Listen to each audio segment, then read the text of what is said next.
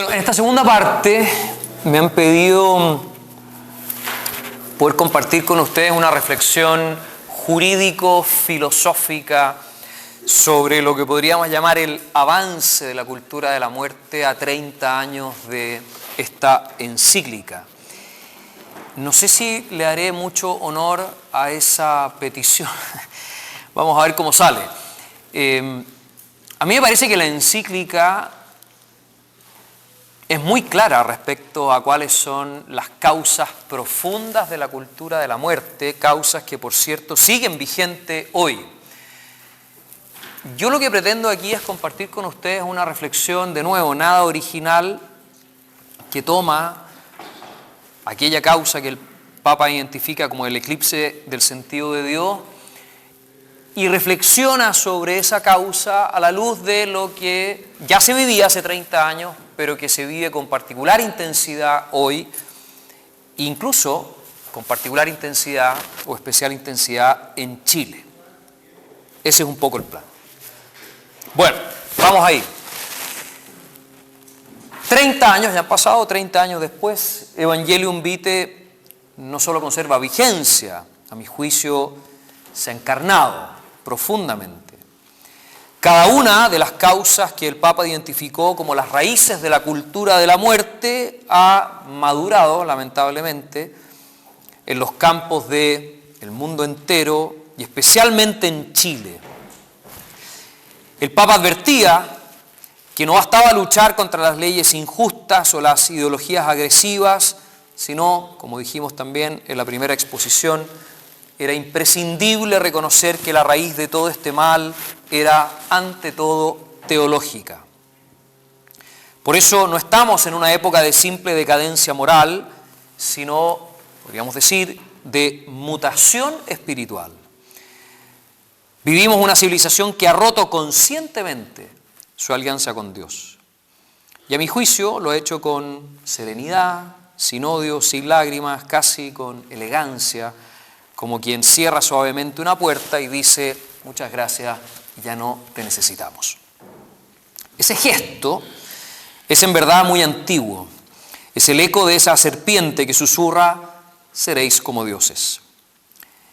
Vivimos el tiempo, como decía el Papa, de este eclipse del sentido de Dios, que es el origen fundamental de la cultura de la muerte. Todas las amenazas contra la vida que hemos mencionado, aborto, eutanasia, manipulación genética, habría que agregar hoy día, 30 años después, la subrogación o maternidad subrogada, la compraventa de embriones, etc., no son fenómenos aislados, son los frutos visibles de esa raíz invisible, de esa metafísica rota. Y si no entendemos esa raíz, estaremos combatiendo síntomas, pero no sus causas. Cuando se pierde el sentido de Dios, decía el Papa, se pierde el sentido del hombre, de su dignidad y de su vida. El eclipse del sentido de Dios conduce inevitablemente al materialismo, al individualismo, al utilitarismo y al hedonismo. No se trata, por lo tanto, solo de un ateísmo teórico, sino también de un ateísmo práctico. Vivimos como si Dios no existiera. El hombre, por lo tanto, ya no niega a Dios solo a través de declaraciones elocuentes, simplemente vive como si Dios no existiera y sin darse cuenta termina tratando al hombre como si el hombre no existiera. Y es que el eclipse, ocupando las palabras del Papa, no destruye el sol, pero sí destruye la mirada. La luz sigue ahí, pero los ojos ahora se han acostumbrado a la penumbra y llaman claridad a lo que no es más que ceguera. Así, estamos en una sociedad que exalta la libertad y asesina al inocente, proclama derechos y niega el derecho fundamental a la vida, se compadece del enfermo y, sin embargo, lo elimina por, comillas, piedad. Ese progreso es hoy simple desolación. La matriz, por lo tanto, de la cultura de la muerte, insisto, y perdonen lo majadero, es el eclipse del sentido de Dios. El hombre desconectado de su creador también pierde la brújula de su humanidad. El caso chileno no es la excepción, más bien es una ilustración muy intensa y dolorosa. Veamos un par de datos de la última encuesta Bicentenario. El catolicismo chileno ha pasado de ser religión fundante, según la encuesta, a religión residual. Solo un 10% de los católicos asiste regularmente a misa. Un 14% cree que los sacerdotes tienen el poder para perdonar los pecados. Y hay una gran paradoja. El 75% afirma creer en la presencia real de Cristo en la Eucaristía. 75%. Pero aquí cae la pregunta, si 3 de cada 4 creen realmente que ahí está el Dios vivo, ¿por qué los templos están vacíos y los sagrarios están abandonados? Esta es, a mi juicio, la contradicción más trágica de la fe contemporánea en Chile. Probablemente sea parecido en otras partes del mundo. Creer sin arrodillarse, afirmar sin adorar, confesar la presencia y vivir como si estuviera ausente. Cristo está ahí, en el templo, silencioso, real, paciente, esperando, y nosotros estamos en todas partes, menos donde Él está. Los hijos se marchan, las luces se apagan, y el Dios de la vida, que es el fundamento de la cultura de la vida, permanece solo.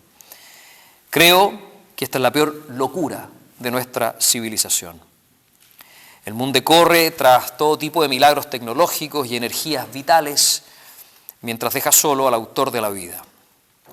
Esto, a mi juicio, y podremos discrepar, es el signo más elocuente de la cultura de la muerte. No que el hombre mate al hombre, lo cual es gravísimo, sino que abandona al Dios vivo. No que rechaza la vida, sino que olvida al viviente con mayúscula. No hay símbolo más terrible del eclipse de Dios que un sagrario solo. Es la tumba vacía al revés, no porque Cristo haya resucitado y se haya ido, sino porque ha vuelto y nadie lo espera.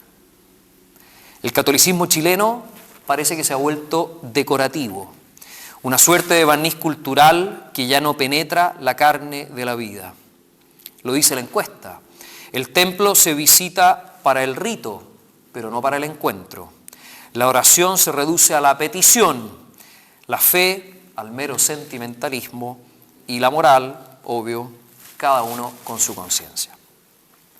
Detrás de esa conciencia autónoma late el dogma no confesado del mundo moderno, la autosuficiencia.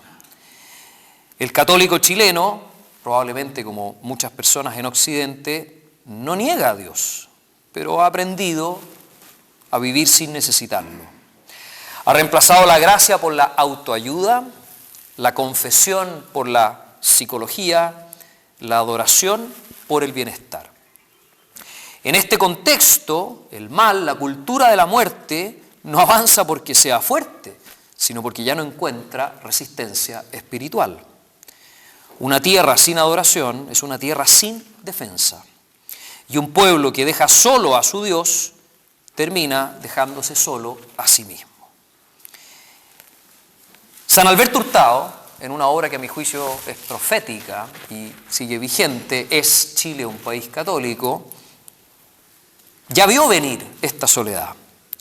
Ahí ya nos decía, mucho antes que la encuesta Bicentenario, incluso antes que Evangelium Vitae, el catolicismo chileno está debilitado, decía, no por falta de verdad, sino por falta de anuncio de la verdad. Por la secularización de las masas, por la indiferencia religiosa, por la escasez de sacerdotes y así por la penetración de ideologías anticristianas, comunismo, materialismo, liberalismo, etcétera, etcétera, etcétera. Por eso la crisis, lo decía San Alberto, no es solo cultural, sociológica, es profundamente una crisis religiosa y teológica en su raíz. Al final del día, el combate entre la cultura de la vida y la cultura de la muerte es el conflicto entre una civilización que ha querido excluir a Dios del centro de la vida y, por otra parte, el reinado social de Cristo. Todas las raíces de la cultura de la muerte, esto lo dice el Papa en la encíclica, convergen en una misma matriz espiritual que es el relativismo. Y no se trata de una simple actitud moral, ni tampoco un simple o mero error de método filosófico. El relativismo es una teología encubierta, es una religión secular que conserva ciertas formas de la fe, pero totalmente vaciadas de Dios. Lo decía textual el Papa en Evangelium Vitae: así se pierde el sentido del hombre y el relativismo es la raíz del eclipse del sentido del bien y del mal. El relativismo, insisto, no consiste simplemente en la idea de que, comillas, todas las opiniones son iguales o respetables. Es algo mucho más grave.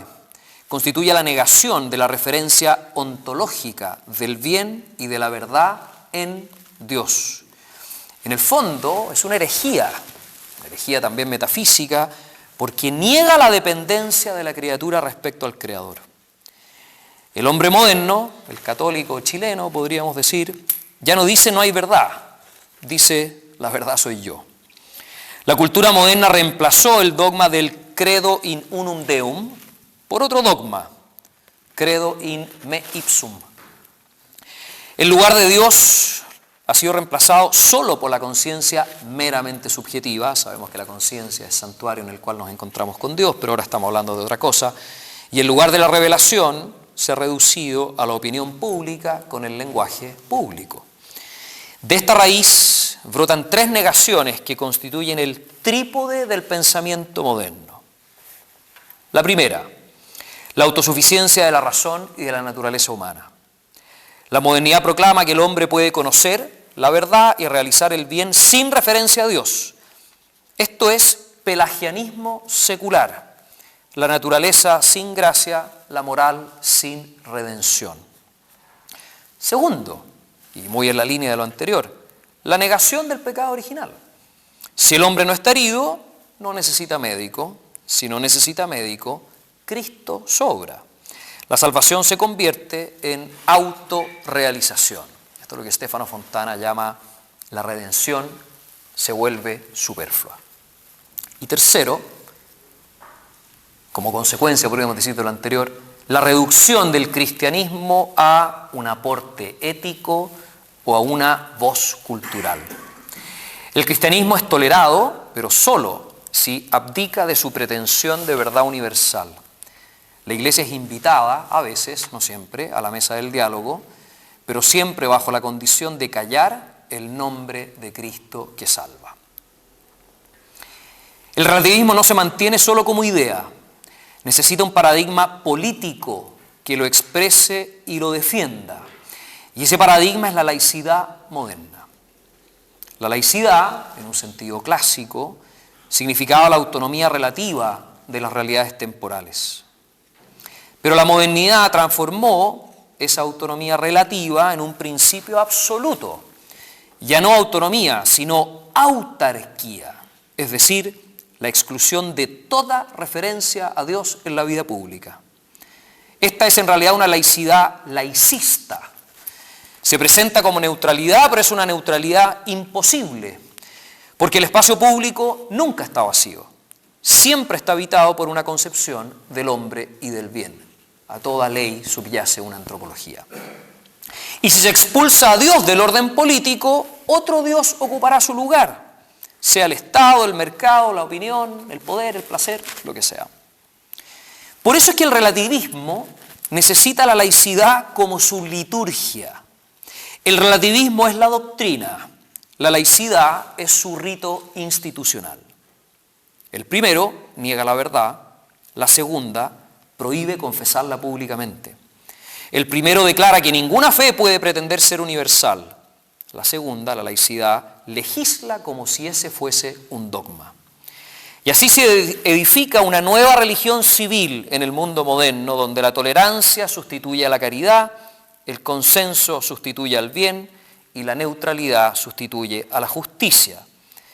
Pero esta neutralidad, lo sabemos de sobra, no es pacífica, es totalitaria, porque excluye del espacio público todo lo que afirme alguna verdad anterior al Estado o al consenso. De este modo, en síntesis, la laicidad moderna se convierte en la arquitectura política del eclipse de Dios. Ya no se combate tanto a la Iglesia con persecuciones, sabemos que sí las hay, sino más bien con irrelevancia. El altar no se destruye, se ignora, y el silencio reemplaza al martirio. La modernidad incluso llega a proclamar valores cristianos, la dignidad, la justicia, la libertad, pero sin Cristo. La modernidad quiere algunos de los frutos del Evangelio, pero sin el árbol, y así los frutos se pudren. Por eso el problema de nuestro tiempo no es tanto la pérdida de la fe religiosa, sino su sustitución por una fe secular. El hombre moderno, el católico de hoy en Chile, no ha dejado de creer, ha cambiado de objeto de fe. Y esa nueva fe, la del hombre que se adora a sí mismo, exige sus propios sacrificios humanos. Así, la laicidad relativista no es tanto el fin de la religión, sino el nacimiento de una religión sin Dios y contra Dios. Una religión donde el altar central ya no es la cruz, sino el individuo. Donde el sacrificio no es redentor, sino destructor. Donde la frase, la afirmación, este es mi cuerpo, se pronuncia, como advirtió Peter Kreeft, famoso profesor del Boston College, se pronuncia en el caso del aborto como la parodia infernal de la Eucaristía, donde el hombre ofrece la vida del inocente en nombre de su propia libertad.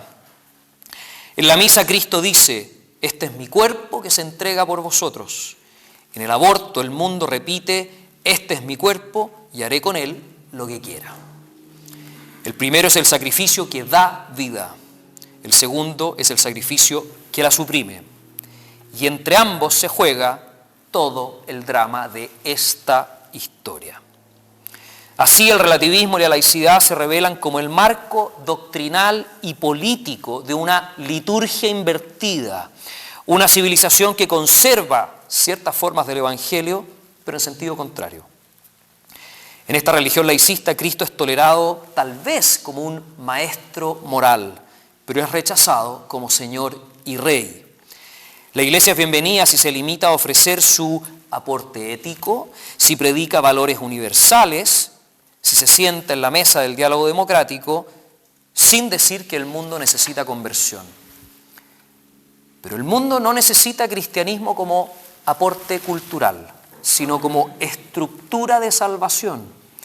Y cuando la Iglesia olvida esto, cuando se reduce a hablar de valores compartidos, de humanismo integral, de dignidad universal, etcétera, etcétera, sin pronunciar el nombre de Jesús, sin quererlo, confirma el proyecto de Babel.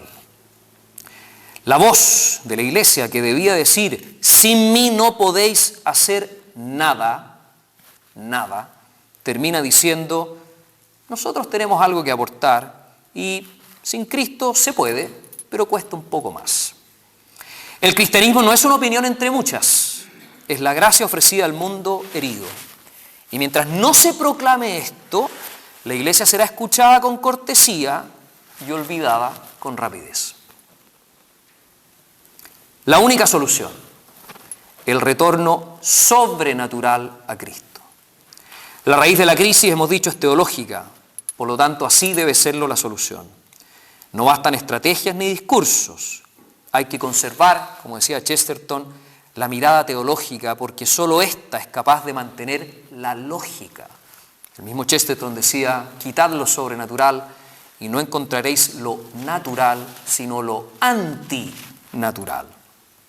Cuando se pierde la mirada de Dios, el hombre comienza a llamar progreso a la ruina y libertad a la esclavitud.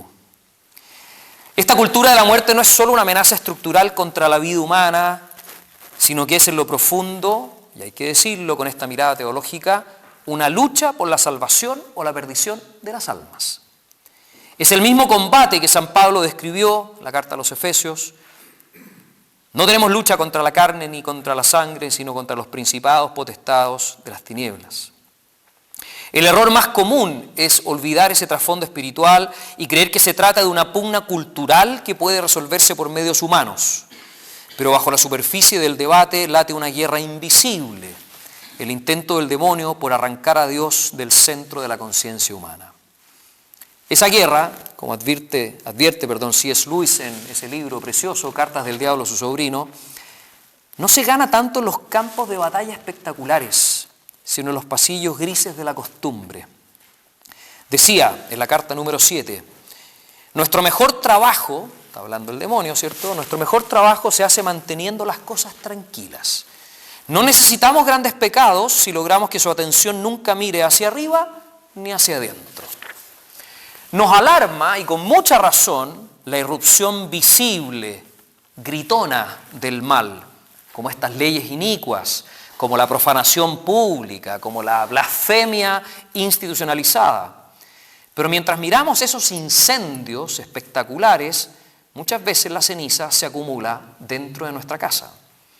El demonio no siempre conquista con estrépito, sino que a veces con bostezo. Las almas se pierden menos por el horror que por la costumbre. Vuelvo a la cita de Lewis, en este caso la carta número 12. Dice el demonio, así se pierde un alma, no por una gran decisión, sino por 1000 pequeñas concesiones. Aquí se revela, y a propósito de la cultura de la muerte, una verdadera táctica demoníaca, que consiste en distraernos con lo extraordinario para que olvidemos y descuidemos lo ordinario. Y muchas veces, sin advertirlo, caemos en esa trampa. Reducimos a la cultura de la vida a las batallas pro vida, al heroísmo visible, al gesto público, y luchamos con ardor cuando la muerte grita, pero bajamos la guardia cuando susurra.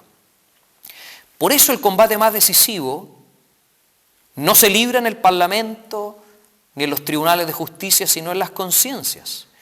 No en los titulares, sino incluso y fundamentalmente en el lenguaje con que nombramos las cosas. No en las marchas multitudinarias, sino en la fidelidad silenciosa de quien llama al mal por su nombre y al bien por el suyo, al pan, pan y al vino, vino. Cristo no puede limitarse a ser bandera de nuestras guerras extraordinarias, sino el alma de nuestra vida ordinaria. Cristo no debe ser luz solo en los incendios, sino el fuego oculto que sostiene el corazón del mundo. Y aquí, permíteme seguir con ciertas referencias literarias, resuena esa enseñanza implícita que nos dejó Tolkien en El Señor de los Anillos, que concibió, como ustedes bien saben, como una verdadera teología de lo escondido. El mal, y es así en la cultura de la muerte, se presenta con pompa en las torres, en los discursos, en esa fuerza incontrarrestable de Sauron. El bien, en cambio, se oculta en la pequeñez de los hobbits, en su fidelidad sin estridencia, en su capacidad de resistir por amor a lo simple. Y por eso es que el anillo, que concentra el mal, no se destruye por la espada de un rey, no lo destruye Aragorn, sino por la obstinada humildad de un pequeño que camina temblando hacia el fuego y que cuando cae se deja ayudar. Así actúa también la gracia, en lo pequeño, en lo frágil, en lo que el mundo desprecia. Tolkien nos muestra, sin decirlo, lo que la doctrina católica enseña abiertamente, que el reino de Dios no llega con estrépito, sino como una semilla, que la victoria de la luz comienza en un acto de obediencia, que el héroe cristiano no es tanto el que brilla y el que grita, sino el que persevera. Del mismo modo, el combate cristiano contemporáneo contra la cultura de la muerte no se ganará tanto con poder, con espectáculo, con posiciones de poder y de influencia, sino, ante todo, con fidelidad silenciosa, con adoración perseverante, con almas que no buscan vencer sino amar, con hombres y mujeres que viven la vida ordinaria, sobre todo en la familia, como campo de santificación y ofrenda. Por eso es que frente a todo este panorama, la cultura de la vida no es una estrategia, lo decía el Papa, es una persona, es Cristo vivo.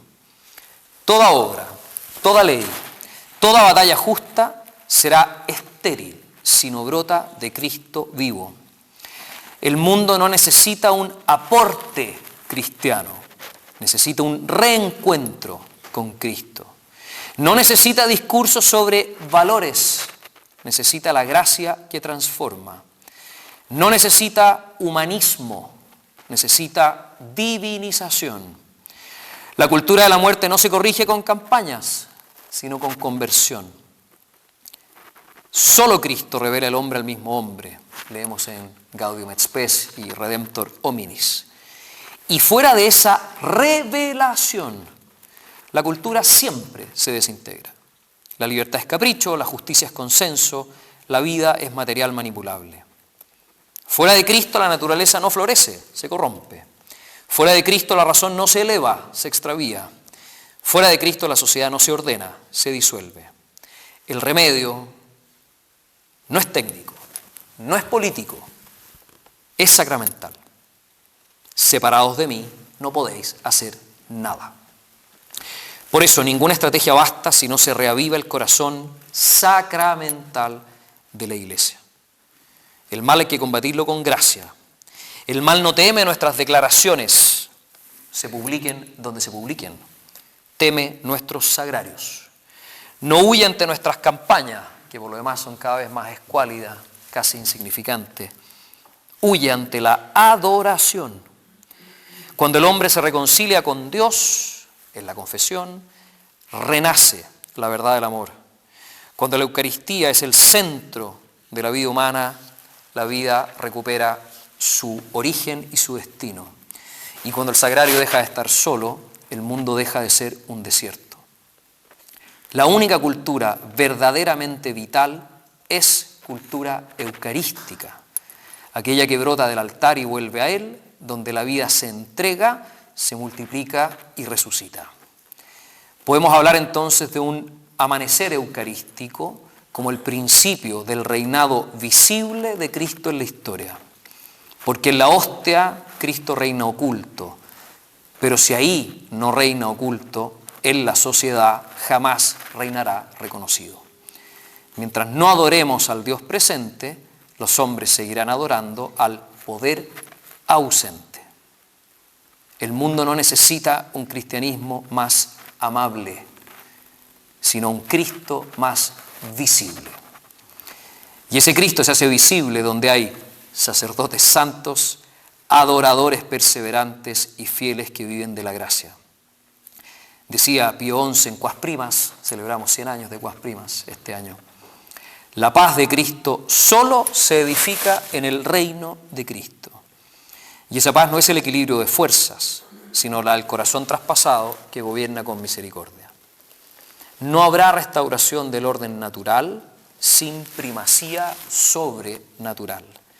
No habrá combate efectivo contra la cultura de la muerte si en definitiva no nos arrodillamos. Arrodillados ante el único Rey, Cristo Rey. Muchas gracias.